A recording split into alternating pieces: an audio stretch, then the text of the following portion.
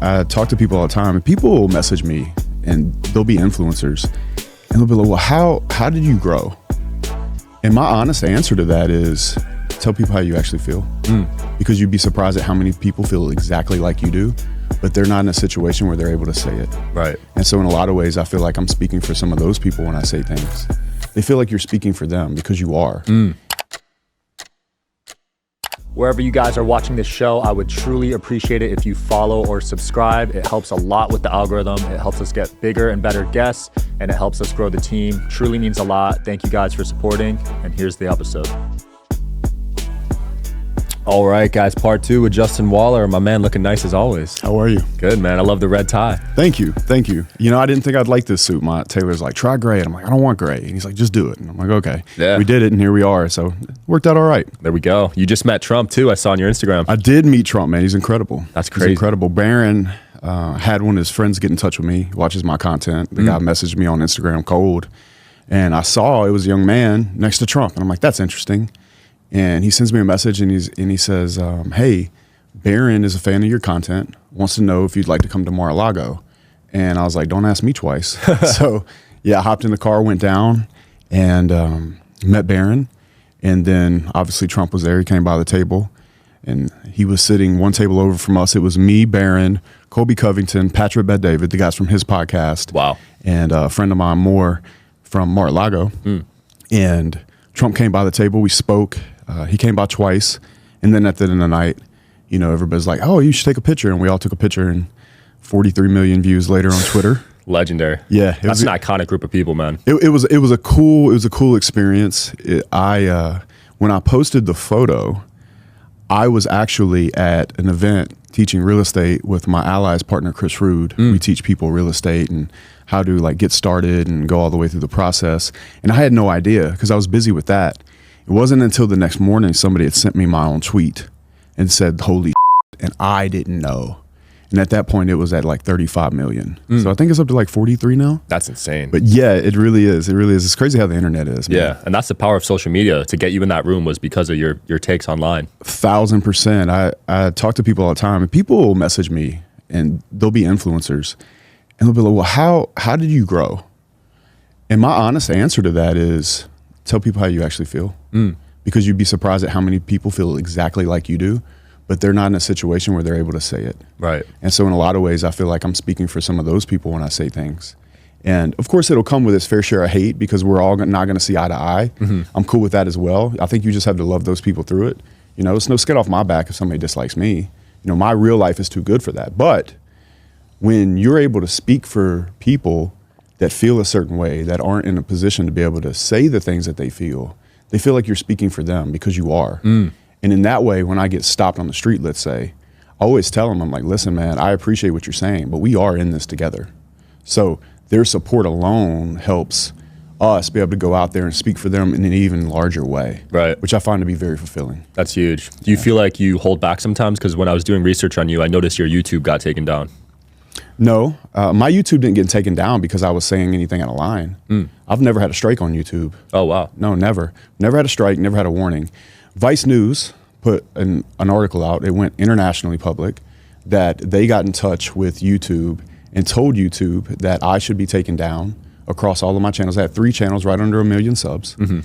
I did that in a year and a half and never had a strike, never had anything that they warned me about, nothing. It was purely because of my association with my friend. Wow. Yeah. And I can't believe they have the power to do that. I thought they were struggling, Vice. You know what, man? Sometimes people have friends in high places. And that's life. But it was not really an attack on me so much as I think it was an attack on Andrew. Does it hurt me? Yeah, it hurts. And I'm not going to sit here and talk bad about Vice News or talk bad about YouTube. But I believe that we're in this interesting time in society where we're finding out that free speech is not free. Free speech is free until somebody gets big enough that they can hear you. Wow. That's where we're at in the world. Free speech is absolutely not real. Or if it is real, it's only real until you get large enough that people can hear you. And that's where free speech stops. And I understood that going into what I was doing. I know who my friends are. I know who my allies are in life. And I'm okay with that. If that's a bullet I need to take for the overall cause, then so be it. Yeah. You know, like I say all the time, it's like my real life is too good to ever get upset about something that happens on the internet. It's just too good. I'm too blessed. I have too many friends. I have too many people that I care about, too many people that do follow and support what I do for me to get upset about a news article or some situation that was made true that I had to lose something in order for them to feel a gain. Yeah. You know, I'm still going to be me. I'm still going to move forward. And that's what I feel like my responsibility is to what I've committed to do. So that's fine. I'm going to do everything in my power to try to get the YouTube back. We are trying to work with them now to get it back. Did they give a reason? They didn't give a reason. What? But they don't have to, do they? It's their platform. It's their power. They built it. If somebody's saying something that they don't like, then they do have the power to take it down. Right. I would only argue that I wasn't saying anything that you don't like.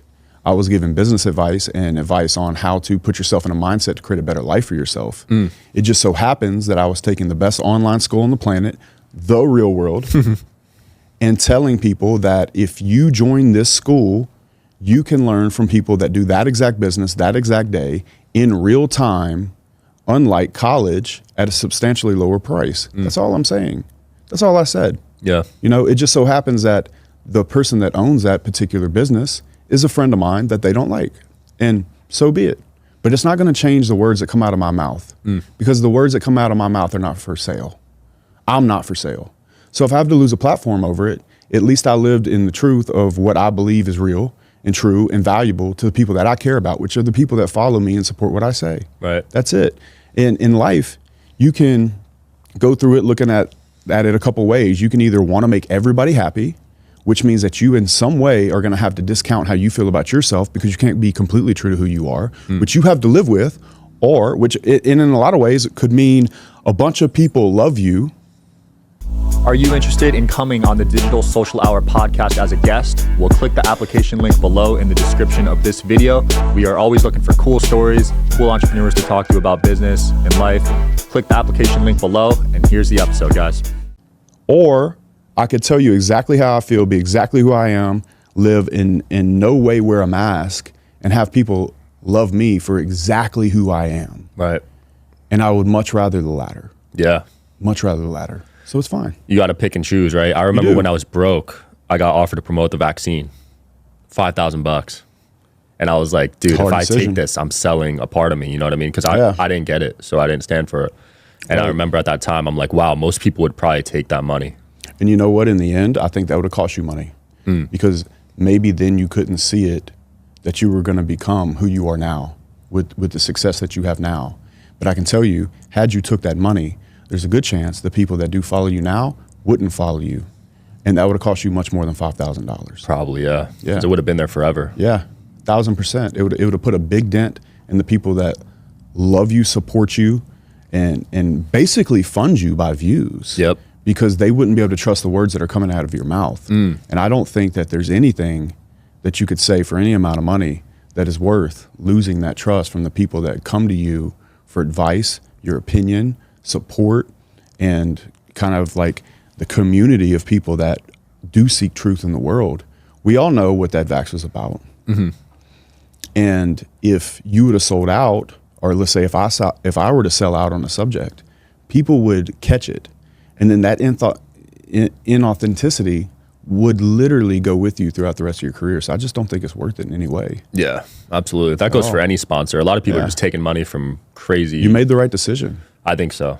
I know so. Yeah. $5,000. Yeah, $5,000. That was a lot at the time for me. This was 4 years ago. I get it. But think about the return on investment now. Absolutely. For being true to yourself. And I think that return on investment will always be there because you'll always be able to be exactly who you are. And you don't ever have to stutter. You can go straight through this world and people are going to love you or hate you. But what I find is that even the people that support you when you're doing what they want, they love you long enough to find something they don't like anyway. So with that being said, I would just much rather find a smaller group of people that actually care about me or you or whomever is putting out content for exactly who they are, because in my opinion, that following or that base of people that are with you are going to be with you until the end. there's a sticking power to it, and there's a power to it that I do not think that you can replace by selling out just to get pure numbers. I agree. It's a dangerous game to please the masses. Yes, it absolutely is. It's never ending. Right. And then you got to think about it too. If you're only pleasing the masses, then you are not only pushing away the type of people that you really want to care about you, the ones that you would actually respect in real life, but you are adding a large following of people that you actually don't really need. So we have this conversation with my guys sometimes is I approve videos before they come out. And of course, my team wants to get the most viral things I possibly say. They want to spin it in a way that, in my opinion, talks to a person sometimes, especially the way they spin it or the way they edit it, where it's like I'm putting out a message that would draw in people that I don't particularly want even following me. And I'll tell them, I'll say, listen, if that's the kind of content that I need to put out to gain followers, I don't want those followers. You know? Wow. You can't sell out in either direction, whether it's money or doing certain content to make people follow you. It's a double loss game. Yeah. I don't see the point. I would much rather have a smaller following of people that see the world the way I see it, that are smart enough to see the truth of the world, that are smart enough to see the decision you made. I think that's a great example. It's like, okay, I want to see the world for how it is, truly. That way I can make real decisions and have choice in my life. And so I don't think that's ever for sale. Yeah. Ever. And when you chase views, you constantly want to up the video and say the craziest things. Right. And then if you look at human nature, what does it take to do that? A lot of degeneracy. Right. Maybe doing things that you're not supposed to be doing, or saying things that you shouldn't be saying, or acting in a way that makes you a clown. You see with a lot of streamers, they're not giving value as much as they are entertaining. But in exchange, a lot of times they have to do things that are either unethical, things they shouldn't be doing. Like I've seen kids go in stores and be mean to, let's say, Walmart staff. Yeah. Bro, for what? Like, why would you do that? Why would you do that to somebody that's clocking in, trying to work a 9-to-5 job to pay for his family? Why would you do that? To get views? There's just no way. Yeah. You can't trade your integrity for clicks. And so a lot of times you see people online, they're doing all these things to get attention, and they end up just looking like a clown. And I think they'll look back at that, especially when they get out of, let's say, their early 20s, and they're like, man, I wish I wouldn't have been that way. I wish I wouldn't have treated that individual that way. Yeah. And so maybe it's not as polarizing for me to say these things and be like, be kind to people. Treat the working man with respect. Maybe that's not very viral. However, it sits easy on my heart to tell people what I truly believe. And I think that sacrificing your integrity to get clicks is going to be, at least in the end, at a very minimum, something that's going to eat at your soul. Yeah. So not worth it. Yeah, short-term money. What did you think of Instagram banning SNEAKO, Fresh and Fit, and Jackson Hinkle recently? All on the same day, same time. It seemed pretty targeted. Yeah, I don't know what they were posting. I have no idea. I think it's a sad thing that, you know, these things happen. I would have assumed they had gotten it back by now. I actually didn't know that they hadn't got it back, and I had heard that they had lost them. I didn't know that they got Jackson as well. Yeah. But, you know, we do live in a world where these things are happening all the time. You know, so it's hopefully going to take a hard swing back for people to be able to, you know, speak on things that they have opinions on. Because it's certainly clear, like if you were on the left or you were promoting something like transgender or LGBTQ or something like that, which, by the way, you know, I have no problem with the LGBTQ community at all. But there's certain things that are safe and there's certain things that are not safe on the opposite spectrums of opinion. And right now, I think particularly in this election year, the people that are on the wrong side of what I would call like the Democratic fence, they can be a target. And, you know, sometimes they poke the bear too hard. I hate to see it. I mean, obviously, I'm friends with SNEAKO, Walt, Myron. Yeah, so that's a big channel to lose for them. Yeah, it's a big deal. It's a big deal. And I think that the lifetime monetary value of a channel is massively underestimated sometimes. Absolutely. You know, for me to have had a YouTube channel not only for, you know, a year and a half, 2 years, but have a 20-year YouTube channel is very valuable. But we live in a different world now. And so you have to take the punches as they come and adjust and, keep going. Hopefully they could bounce back, because Tate's only left with Twitter, right? Tate has Twitter and Rumble. That's it, yeah. Yeah. And Elon's the savior of that, because if it wasn't for him, he'd probably lose the Twitter too. Yeah, it'd be gone completely. Yes. That's nuts. Absolutely. Man. I was actually really excited to see Elon buy Twitter. I like Elon a lot. I'm a big fan of Elon, mostly because he thinks in truth and he doesn't listen to what people say. Mm-hmm. He does what he thinks is right. And so there's a lot of respect that I have for him. I was actually glad to see that happen. Speaking of Twitter, I went through your Twitter. Oh, yeah? There's 4 tweets I want to talk about. Oh, okay, let's do it. First one was you tweeted out, "Pickleball is gay." Pickleball is gay. How come? It's really just me poking people. My friends, I live in when I'm back in Louisiana, I live in this country club. And a lot of my high school football and baseball and basketball teammates play pickleball.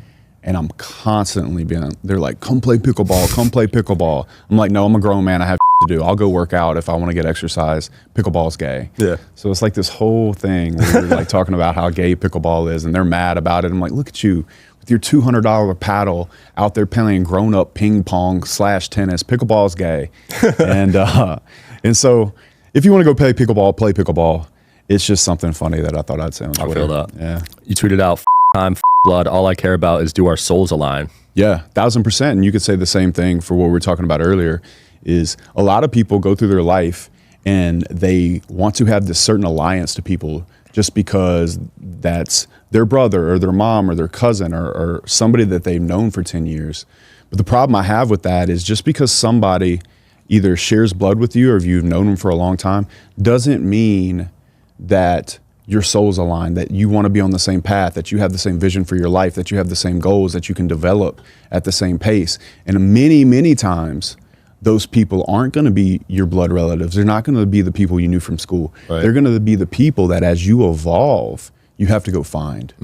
And so for me, when I meet a person, what I'm more concerned about is not the amount of time I've spent with them, not how long I've known them. It's, can I look them in the eye? Do I know that they're on the same path and have the same vision and want to go the same places I do? Because those people in the end are going to be your family. Yeah. You have to build your own family many times in life. Some people get lucky and they have incredible families and they stick with them. Like if 2 guys are brothers and they want to go on the same mission, that is a beautiful thing. But in the circumstance that I think many people are in, that's not going to be the case. So it's up to you to go out and find those people that your soul does align with so you can feel that you're in a place that accepts you for exactly who you are, so you can complete the mission that you have for your vision. And the only way you can really do that is as a group that supports you and is on that same mission. Right. That's why I started this school group. I started a school group to have people, men and women, in a group that want to identify their mission and set up all the parameters that it'll take to complete that mission and be on that journey of having a successful life where they're in control of their life. Another tweet I say is that I don't want to be friends with you unless we can make money. And a lot of people don't like that. And the reason I don't care that they don't like that is because I don't believe I'm a good friend unless I'm pushing you to create a life for yourself and for your family that they and you could have never had otherwise. So it's our pushing each other together, adding value to one another. That's a friend. That's an ally. Right. Anybody else is a spectator giving you their opinion often based off their own insecurities.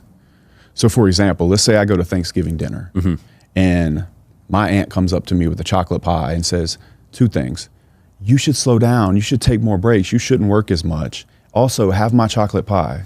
Well, sorry, Aunt Judy. Number 1, I want bigger things out of my life than to come to Oxford, Mississippi and live in this house that's in the middle of a cotton field. Like, I want bigger things. There's nothing wrong with what you want. I love you, but I don't want that. So I'm going to keep working really hard. And I'm probably going to go outside and take this call in 15 minutes while you're watching the Cowboys game. Okay? I love you, but that's got nothing to do with my goals. I don't want your life. And so I always say suppression is wrapped in love. A lot of times when people see you that you're on this trajectory, and another reason you have to find people that your soul's aligned with to give you that reaffirmation that you're on the right path, is they'll see you on this trajectory and they'll start to feel insecure about the things that they have not accomplished in their own life. And so they'll come to you and they'll suppress you, but they'll wrap it in love. I love you so much, but you're working so hard. I worry that you're going to work your life away. Yeah, but 15 minutes ago, I heard you complaining about the cost of bread and inflation. I don't want that life. I love you, but that's not what I'm about. So I'm going to find the people that want to live the life that I want to live, that want to have the dreams I want to have, so we can go there together and ascend together. Right. And as for your chocolate cake, I love you, but I don't need diet advice, Yeah. And I don't need your chocolate pie. So I love you so much. I'm glad to see you. You always want to be graceful with those people, but understand suppression is often wrapped in love. Absolutely. I know you had humble beginnings. Do you feel like you were the black sheep of your family? You stood out I'm the from black everyone? sheep now, cowboy.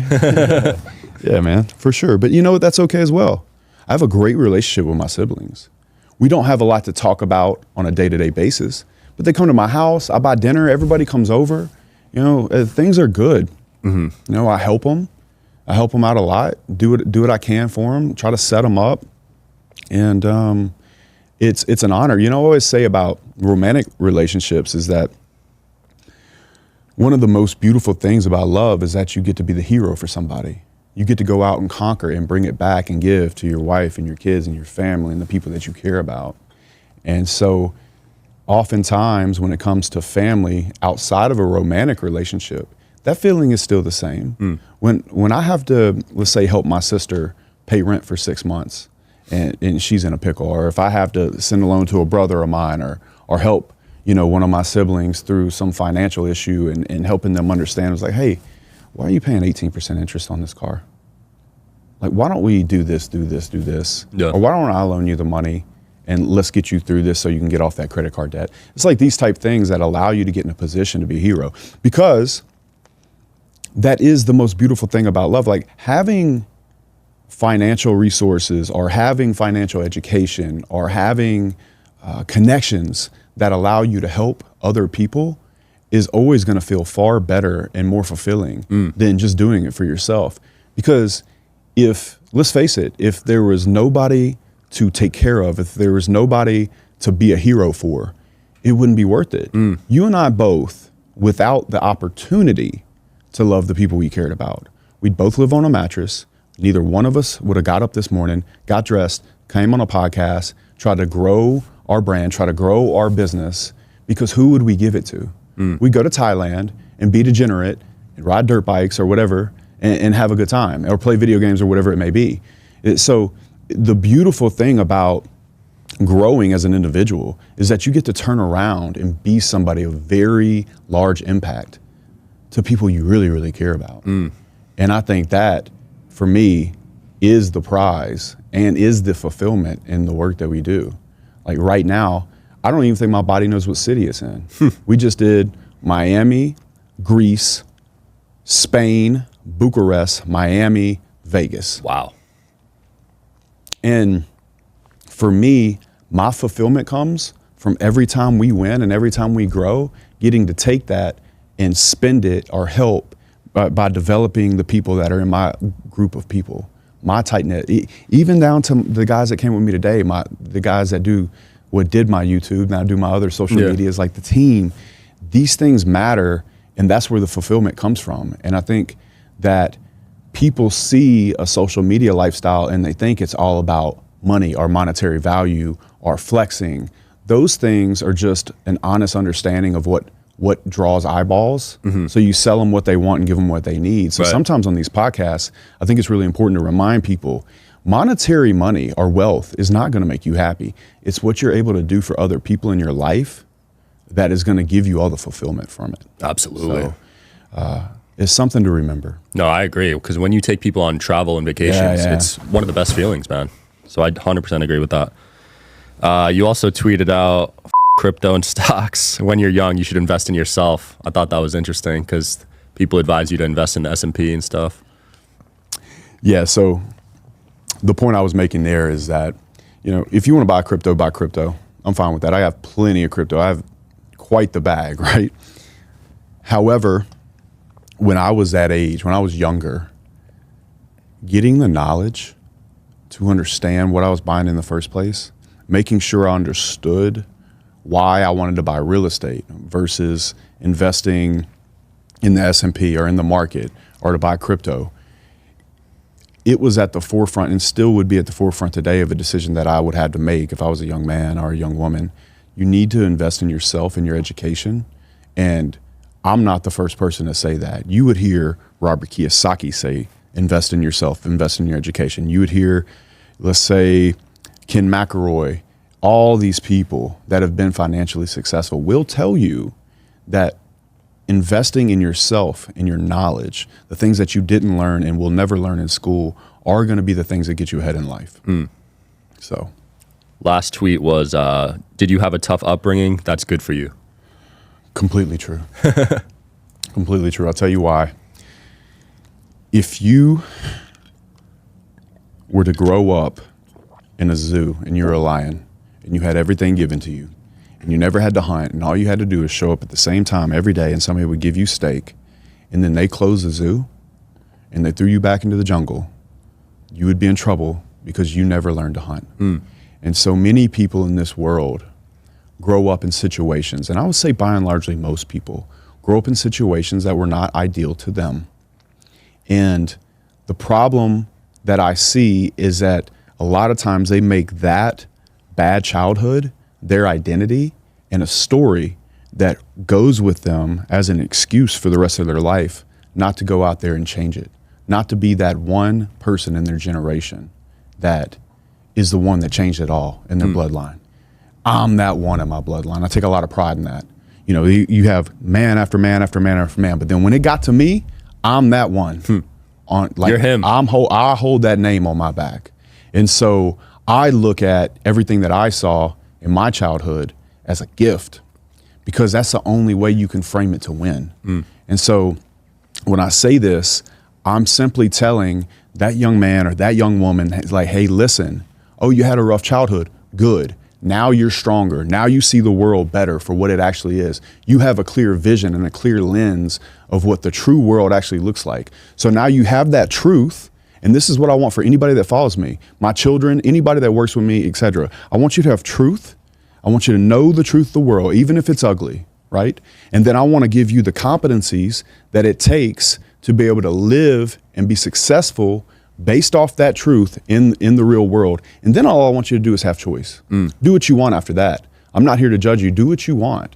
You know, if you want to support the vaccine and be Sean Michael Kelly, do it. Do it for $5,000. Hey, but just understand the truth is that if you do that, it could cost you. Absolutely. You know what I'm saying? And past that, I don't think there's anything else that you could ask for from an individual, especially in a leadership position. It's like, listen, here's the truth of the world. Here's the competencies it's going to take to be successful in the world. After that, it's your choice. I love you regardless. You know, I would say the same to my daughters. Or if I had a son and he was gay, I'd be like, hey, here's the truth.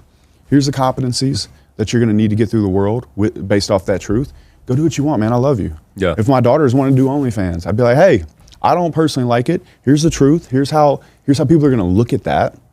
You know, here's the competencies that you might need that you could get around it or to grow the business. You know, because regardless, she's going to do it anyway. And I'm not going to stop being her father.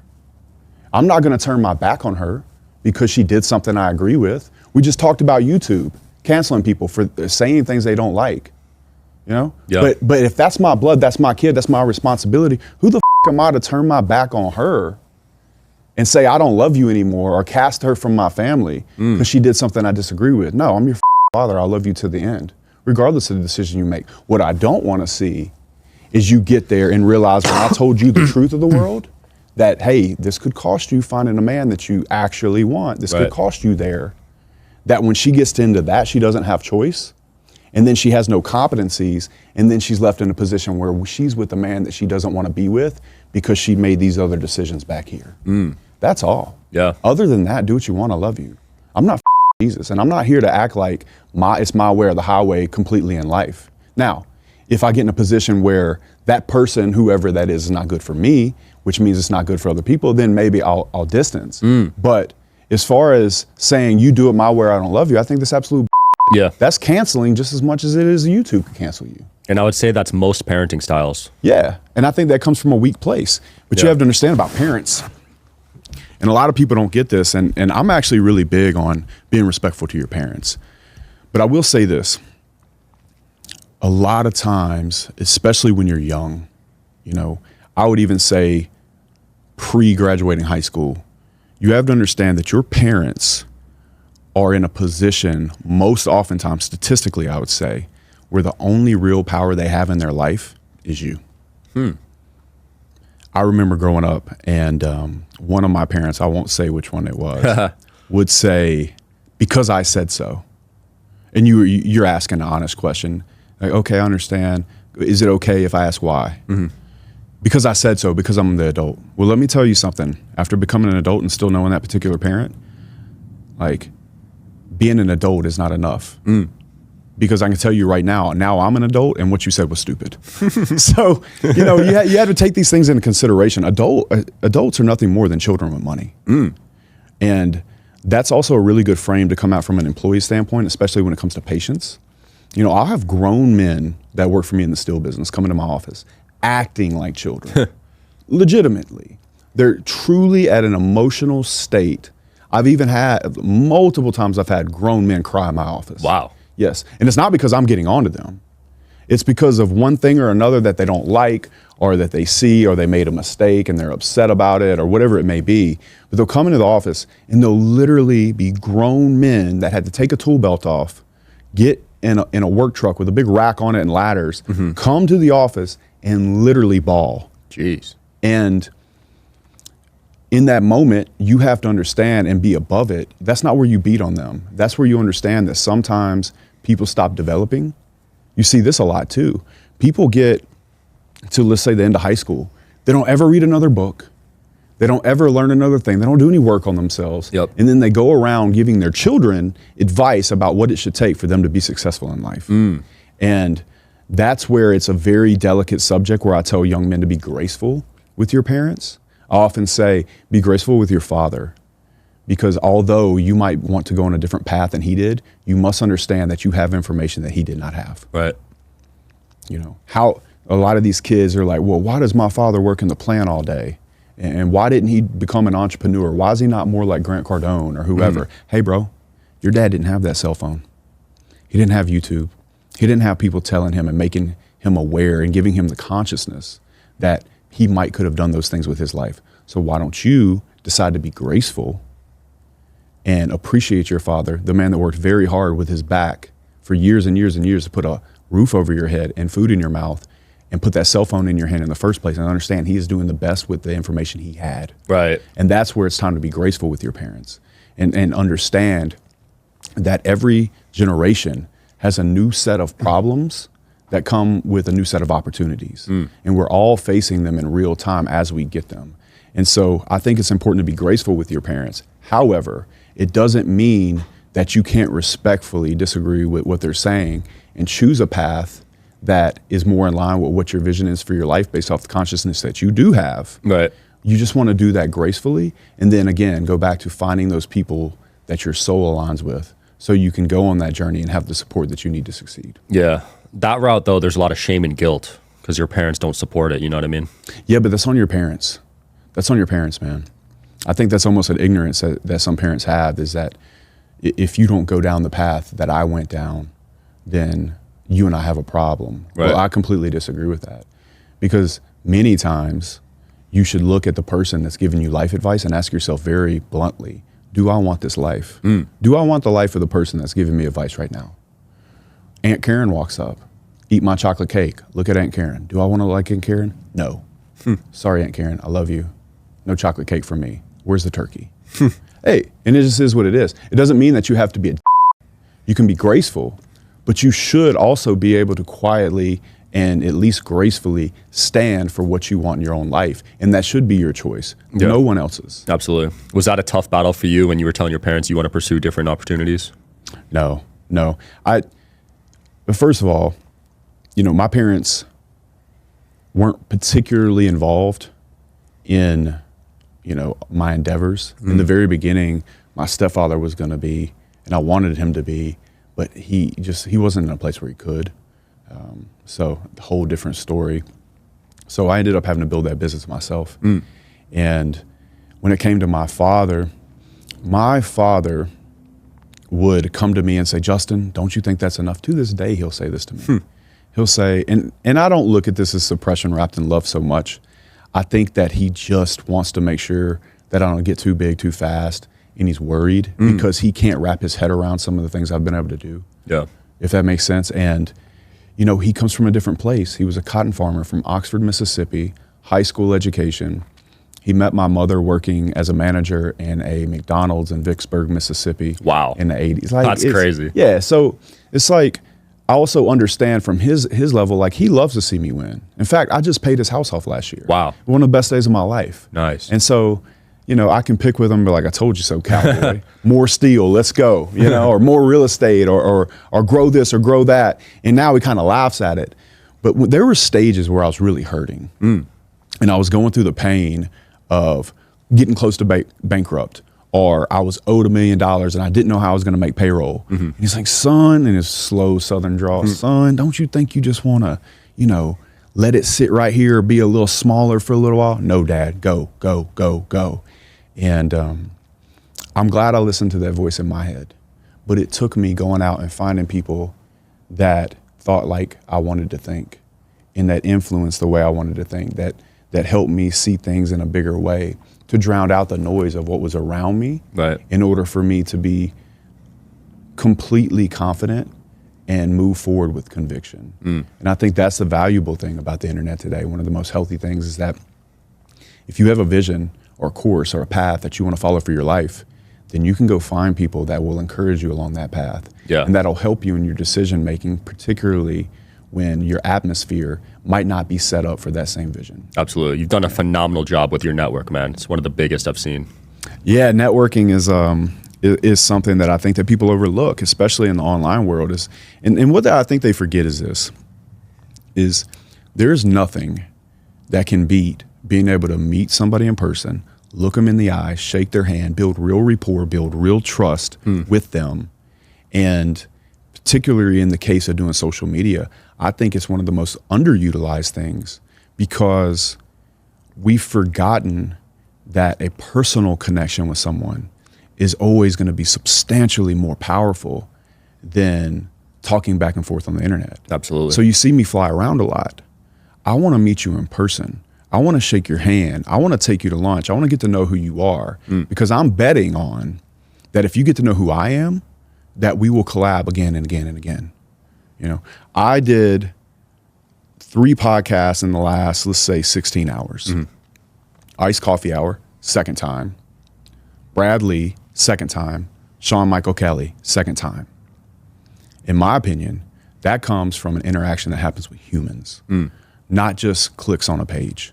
Like, because we could have got a lot of views, but you absolutely didn't like me, or let's say one of them didn't, you know, just did not like me in person. Right. And that would have cost me the opportunity to go out and talk about my message again, talk about where I'm helping people, talk about my views on the world, regardless of whether we agree on every subject. I think it's very important that people understand and learn how to network in real life, because it's a skill and a trait that many people have forgotten about. But I think it's actually the core to my success online. And it's because I've been able to network and meet people that have large platforms, but get to know them as a person, become their friend, because I genuinely want to. And that comes off of me. And then we have this rapport where we go out and we face the world together. I think there's a lot of power in that. And people should really consider networking in person a lot more, and definitely studying the art and the science of networking in real life. 100% agree. I only do episodes in person. Right. I won't do any virtual. Right. It's not the same, man. No, it's not the same. It's not the same, especially if the platform is of any size. You know, it's like, if it's an important person, they're worth you flying there and meeting them and getting to know them. Because guess what? That if they have a large platform, it's not about the platform. It's about the individual it took to build that platform. It's very likely that that's the kind of person, the person that shows up every day, the person that continuously puts out content. They have the energy, they have the discipline, they have the motivation to create something big. There's something powerful in that person's soul. So if you want to be that type of person, you don't need to just do it over the internet. You need to be around that person, learn from them, interact with them, go back and forth on what different things that you both are doing in order to create these platforms. Those are the type of allies you want in real life. And I don't want an internet relationship with somebody like that. I want one real, the one that says, hey man, saw this happen, congratulations, and it's a text message. Right. That's what you want. And people have forgotten that art. Absolutely. Now, I know you've traveled the world, so this will be a fun question. If you didn't live in the U.S., which country would you live in and why? Spain. That was a quick answer. Yeah. I love Europe. I think it's absolutely beautiful. I really like Marbella. And I think it's a beautiful place. I like the weather. It's clean in a way. It feels almost like there's less Wi-Fi in the air. You know, anytime you go over to that side of the world, a lot of the preservatives and things that are in the food, you know, it's like, how can I eat pasta for 10 straight days and lose weight? You know, it's like those types of things. And I like where it's located geographically. You know, I have a house being built in Dubai right now, so I could pop over to Dubai pretty easily. Yeah. But there's mountains, there's beaches in Marbella. I can get to Romania pretty quick. I got some friends over there. You know, London's not far away. So there's plenty of things to do. The Maldives is not that far. I got to check it out. Yeah, you have to hop over to Istanbul and then hop down. So, but nonetheless, I like Spain a lot. I think it's a beautiful, beautiful place. There's a lot of good war room guys there. And so if I had to pick off the hip, it'd be Spain. Yeah. So if Biden wins this election, are you leaving the country? It depends how you look at it. So a lot of people talk about giving up their citizenship. America is the greatest superpower of all time. I believe in America. I want to be loyal to America. I love to fight for America till the end. Also, if you do renounce citizenship, there is an exit tax. And I've built up too much in America to really even want to pay that tax at this point. So I think the better option is to continue to love your country, continue to fight for your country, and decide where you want to live based off of what's best for you. I don't think I would renounce. Would I get a second passport or two? Am I working on a second passport or two? You might say. Yeah. However, that doesn't exonerate you from the taxes that are going to follow you as an American citizen. Right. So for me, getting another passport might be something I would do around travel or around my ability to stay in a certain place for a certain amount of time. But I don't see myself ever renouncing my citizenship. I still believe that America is the greatest superpower of all time. We are the GOAT. All these people that are going around saying that America is not the GOAT, you need to look at the scoreboard. We have the world's best military. We have the most geographically best located position on the map. Our natural resources are incredible. We have the world's most powerful, most profitable river, the Mississippi River. We are the GOAT. If the world deglobalizes, America will be fine. Now, it's the powers that be that are inflating America that are the ones that we need to look at and fix. See, everybody would love to see America be crushed from the inside out. It's kind of the art of war, right? The war you don't have to fight. Right. Yeah, let's make the blacks and the whites hate each other. Let's make the men and the women hate each other. Let's inflate the dollar. Let's send $60 billion to Ukraine so their young men can get slaughtered in a war against a global superpower in Russia while you fly a Ukraine flag on your house, you ignorant idiot. Like, this is my problem with the Ukraine flag on the house. First of all, number one, that house sits in America, the greatest country that ever was. So why don't you put a red, white, and blue flag on your house, one. Two, what you don't understand when you have that flag on your house is that not only are they printing all this money over so young men can die in a war, secondly, every time they do it, you yourself, Mr. Ukraine flag on your house, gets poorer. You are more poor. And so I believe in America. I want to fight for America. I want America to stay. I believe Trump should win the presidency. I believe he won it last time. If they don't rig it, he'll win it this time. And although I think in many ways it'll be great for the country, we'll probably have a bull run while Trump's there, unless he could change things in a massive way, I still think in a lot of ways America's in a bit of trouble financially, mostly because of the way there's so much bureaucracy and the way that the laws are made and how it's so slow. Yeah. Somebody can't just come in there and just fix it and cut the way we spend money out. But at the same time, you know, put it to you like this. If you and I were brothers and you were up, I would pull you aside and shake you and be like, man, you're up. You need to get your together. What I wouldn't do is turn my back on you, let you leave the room, and then talk to everybody else about how you're up. And that's how I feel about my relationship with America. I don't support many things that America does, but it does not stop me from believing and knowing that America is the greatest superpower that ever was, the greatest country that ever was. And it's up to us to save it collectively, together. It needs to be way more Team America and a lot less team this race, that race, this group, gender, or this group, or these people that feel this way about where they have sex and how they have sex. Who gives a shit? What about this country?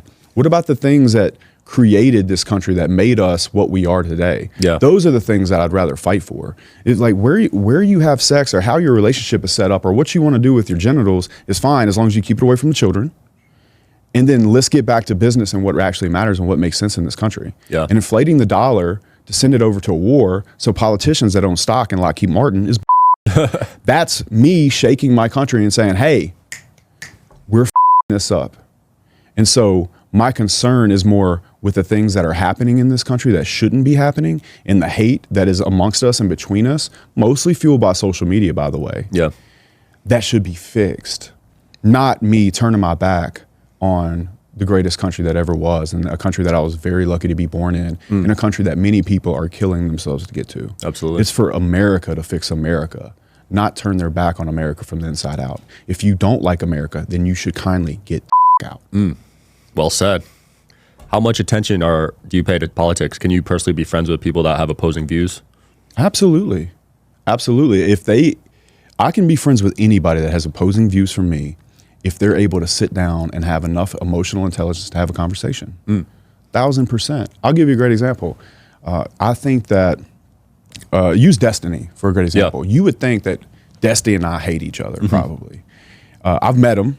I haven't had a lot of opportunity to talk to him, but I've met him a couple times. I've heard plenty of things that he says that I would agree with, but there's plenty of things that we probably wouldn't agree on. Doesn't mean I hate the guy. I don't think there's anything wrong with him. I think he's an incredibly intelligent man that articulates his points very well. He's very well studied. Maybe he has a different opinion on some things, but I don't think that's a reason to hate him. In fact, I use him as an example because we're kind of polar opposite.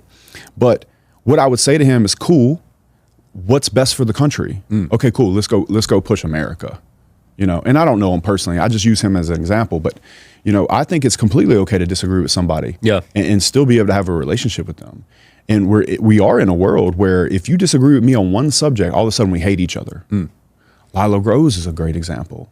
There's a big viral clip of me and Lila out there. And I don't hate that woman. When I look at her platform, I'm like, yes, yes, yes, yes, yes.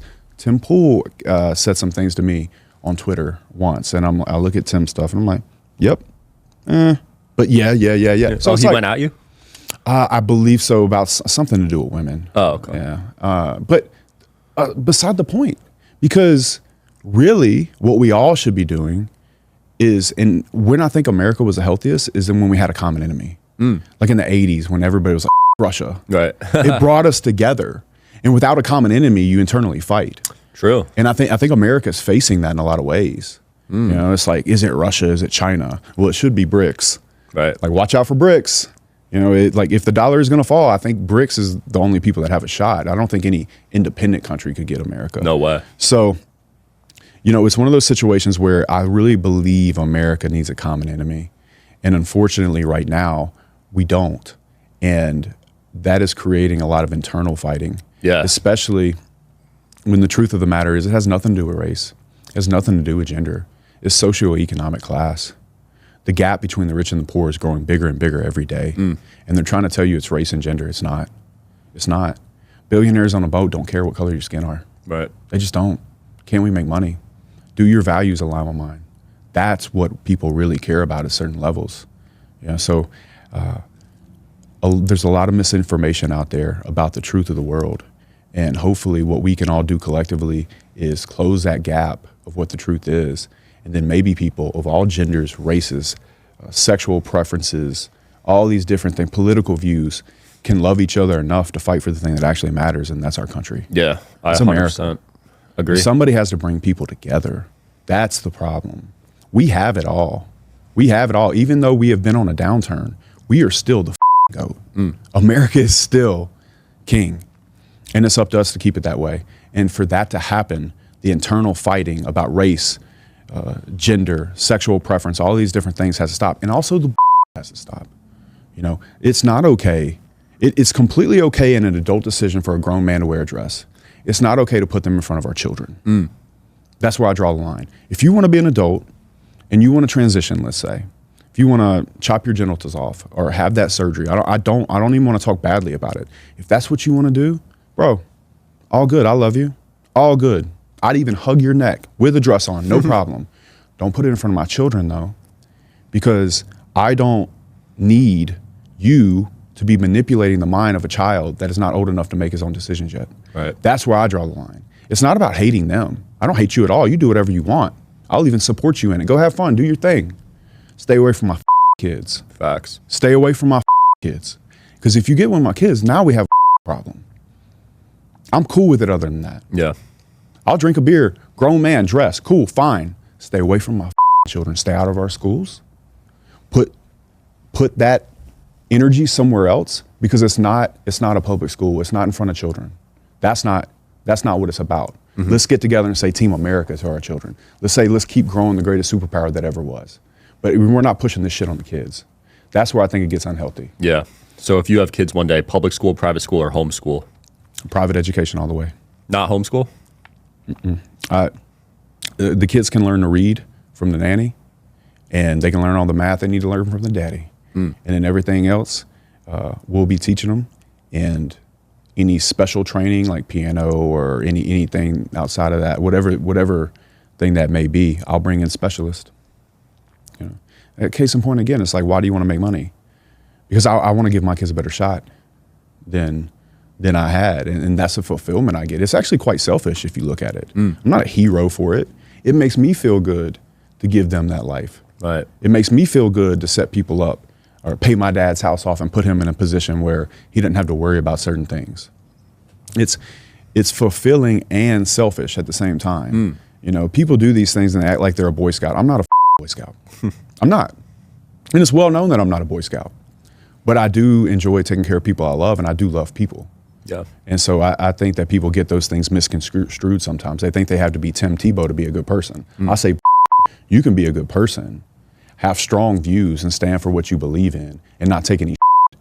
And in fact, most times I think you're a better person when you're that person. Agreed. When you're too nice, you could see you're through too that. nice, and and they see it.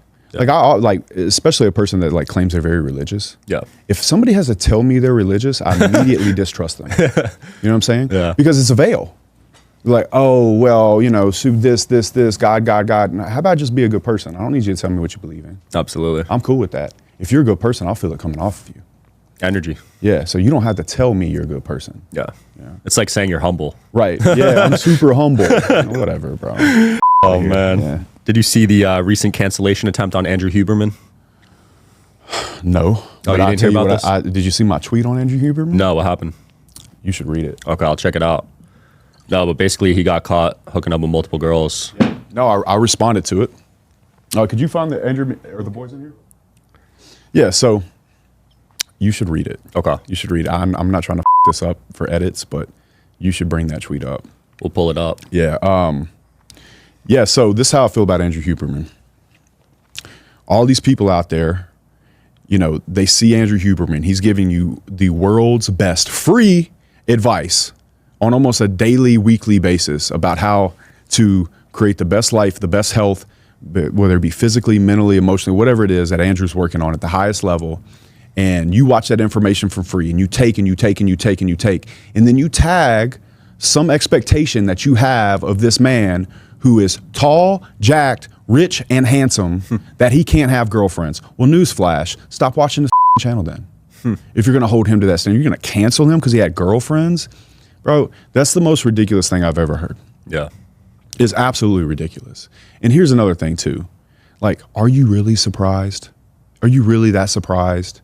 This is what I'd say about any man in that situation that you should look at. So anytime you see an individual that's a male, that is handsome, that has influence, that has money, and he is not married, showing his family on the internet, here's a news flash for you. There are many women in his Instagram inbox. There are many women at his house. He might be better at hiding it than Huberman or somebody else. But I'm telling you now, He's not going home to one girl that you don't know about and living this quiet little life that, you know, you want him to live. Yeah. He's got women. Every pro athlete, many of them married or not, are doing this. So let's not all take it out on Huberman and act surprised that Huberman has multiple girlfriends because he worked his entire life to get jacked, handsome, and add some of the best value to YouTube that there is. Shut the up. Like, come on, man, get real. Yeah, I was so impressed with the way he handled it. I mean, he didn't even he didn't respond at all, and it eventually kind of went away. He doesn't owe them a response. Yeah, which is he great. does not owe them a response. I feel like cancel culture isn't as strong as it used to be. I feel like people are beating it now.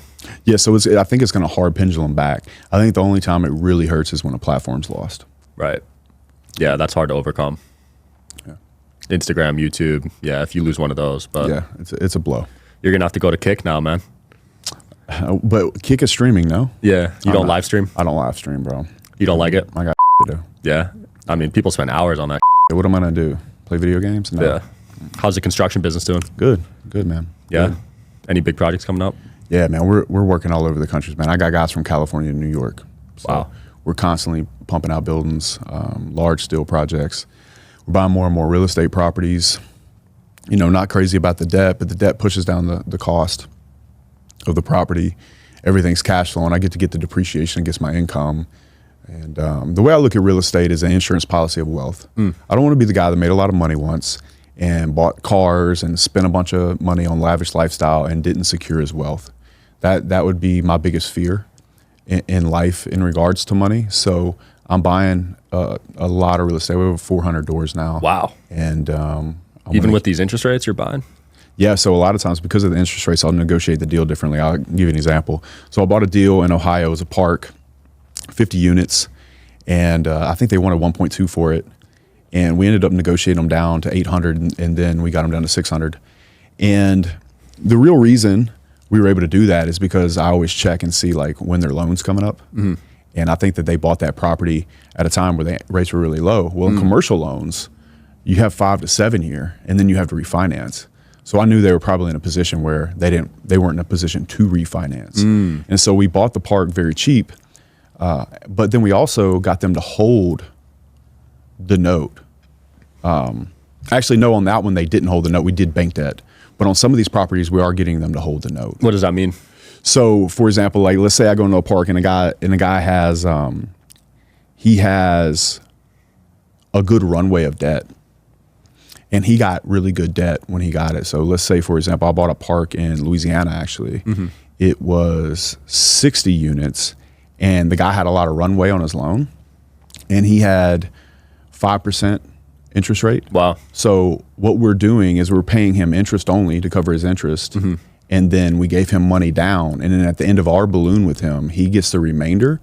So on the offer, I get to pay him the money down, pay only interest, mm-hmm. which raises my cash flow, which allows me to fill the other spots on the mobile home park, which brings my value up.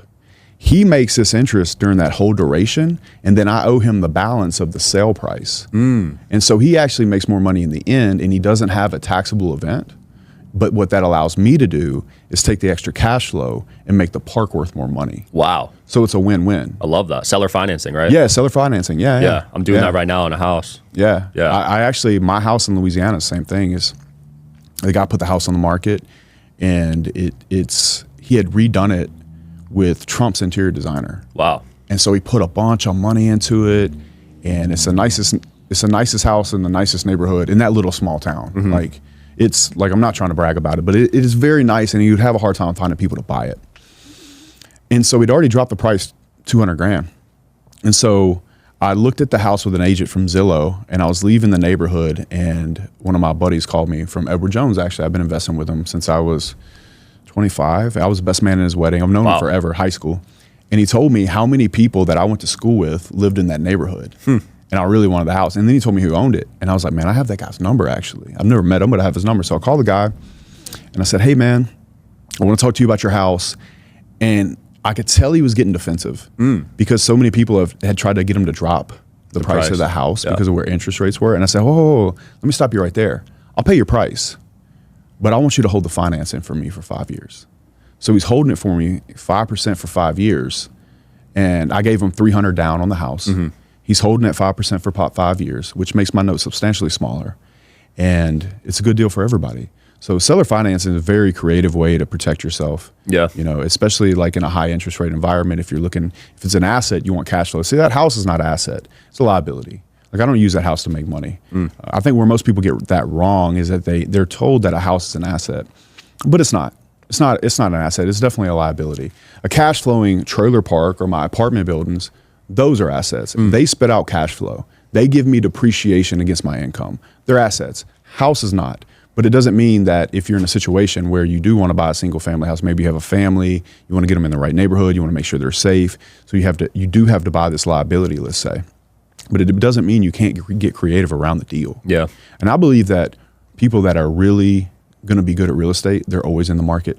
They're always doing deals, and they just have to get creative around the ways to make those deals happen. Absolutely. So back to that deal in Ohio, we bought it for $600. We raised the money for the property. So I'm zero in money, and it's cash flowing like crazy. Wow. Yeah. So what we were able to do is reduce the purchase price enough where the bank debt I think it's 7.5%, doesn't really hurt us because it's on a much smaller amount of money. And then we raised the down money, and so we're paying him out a pref on the property.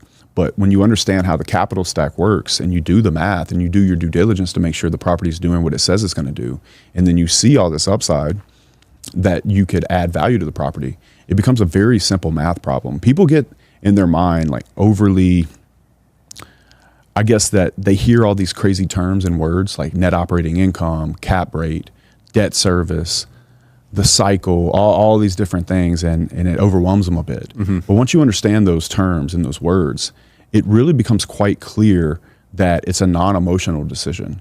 All numbers. It's all numbers, and it's like third grade math. Yeah. It's not that difficult. You just must understand it first. And that's why a lot of times in many industries, very simple things like net operating income, for example. Net operating income is nothing more than gross profit on the property. It's income minus expenses, boom, profit. Let's call it net operating income. That sounds impressive. You know what I'm saying? Yeah. You know, and then it's like debt service. Oh, you mean how much it costs to borrow the money? You know, and so like I'm coming out with a real estate course. I hate to plug, but I'm going to. I'm coming out with a real estate course. A buddy of mine, Chris Rude, and I are going to create a group called Allies, where we teach people everything from wholesaling to flipping to buy and hold single families to buying large commercial properties, and how each of those can show up not only in the life cycle of your career, but also inside a cycle. See, for me right now, I see people building, and I'm like, interesting place in the cycle to be building. Because of the cost of construction debt. Seems like it'd be quite expensive to build right now. Right. And with inflation going the way it's going, who are going to buy these houses with these loans at 7% and 8%? People, and in an environment where just a few years ago, everybody refinanced their house at a very low interest rate, sometimes in the 2s. Yeah. They refinance their house. So who's going to buy these houses, guys? Where are you doing each individual part of real estate in the cycle? And are you looking into the future to see whether that's going to work out in your best interest or not? And I'll give you a great example of that. Yesterday I was in the truck with Brad Lee. We're on the way back to the hotel, and he was telling me about this friend of his that he has. And this guy has built millions and millions and millions of square feet of storage space. And he stopped building about 2 years ago. And he's seen everybody go flood the market because they saw him stop building, as if they thought he was done. No, he wasn't done. He didn't want to build his buildings in an environment inside the cycle of debt that we're in, right, that has a higher construction cost, higher cost of materials, and a situation where he could build that building and it could sit empty because of where the economy is. You have to understand where you are in the cycle and whether you're going to get, short, fast money, medium kind of money, or long range money. And if you don't understand that, you can get wrecked. And a lot of people got wrecked in 2008 building too many houses. They had a bunch of houses on the ground. Nobody could buy them. There was all these subprime mortgages. Now we're in a situation where a lot of people's mortgages are good. And so it's not like 2008, but we're still at a certain place in the debt cycle. And so that's what we're going to be showing people how to do in Allies. But as far as real estate goes, I think you can always find a way. You might have to change how you attack real estate or what model you're using. But nonetheless, it's always a good time to be in the market, because when it does get good, you're going to have a saturation of those contacts. You're going to be still connected to it. You're going to understand what's going on in the streets, in the neighborhoods, and the thing like the interest rates and where things are. And so for that reason, I think it's always good to be in the market. Absolutely. Even if you don't buy as much. Yeah, it's been here forever. So it's one of those assets that you can't argue with. It's a good thing. And look, and don't take my word for it. Look how many people are coming from overseas and buying American property. Houses, land. Look, watch the people that are big money. Watch what they do. You know, like one thing that I think about a lot is if I see a Starbucks, I think to myself, if I had any business that could compete with Starbucks, why would I try to do my own market research when they're the juggernaut of knowing exactly where to put a coffee shop? Right.